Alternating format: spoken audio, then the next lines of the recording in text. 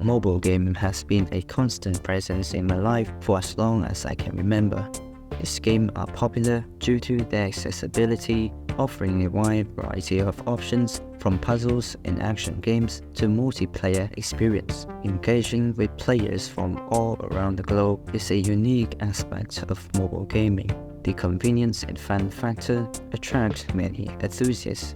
I've been part of this world since the time when Minecraft Pocket Edition were free, through spending countless hours with friends climbing ranks in Arena of Valor, and then delving into real-time online strategies like Clash of Clans and PUBG Mobile during its initial release in the Chinese version. Immersion in this game, coordinating strategies with friends over Discord was an amazing experience. All the games I've mentioned were remarkable, with excellent developers and vibrant communities. However, two particular mobile games consume much of my time, yet despite the loving community, it has such a poor development teams which ultimately bring the game down with them. Of course, I'm talking about WildRift and Clash Royale. If you click on this video, you might have known about WildRift and Clash Royale, but to others that don't know, I will give a brief explanation.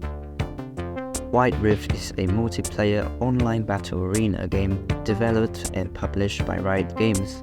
It is a mobile adaptation of the popular PC game League of Legends, offering a similar gameplay experience optimized for mobile devices, shorter match times and a dual-stick control scheme, whereas Clash Royale is a real-time strategy game by Supercell, card collecting, tower defense and multiplayer battles.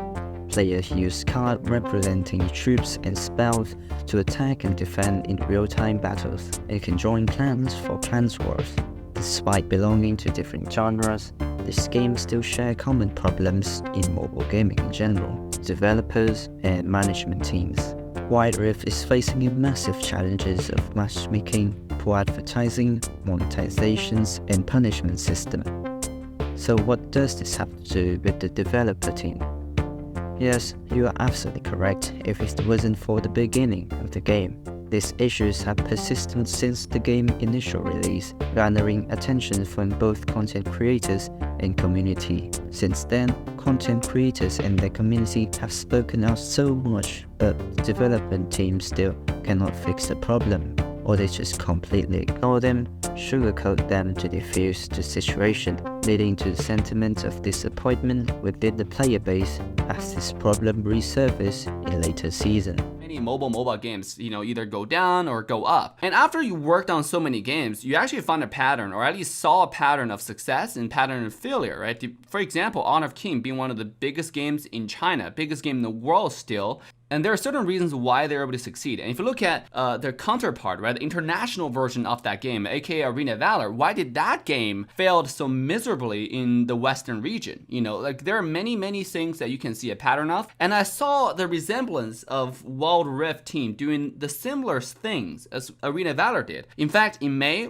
I was a bit desperate, and after many attempts, I was finally able to reach out to one developer who was supposedly the influencer manager for WildRift, and I spent my own time, again unpaid, wrote up a 5-page report during the weekend for them.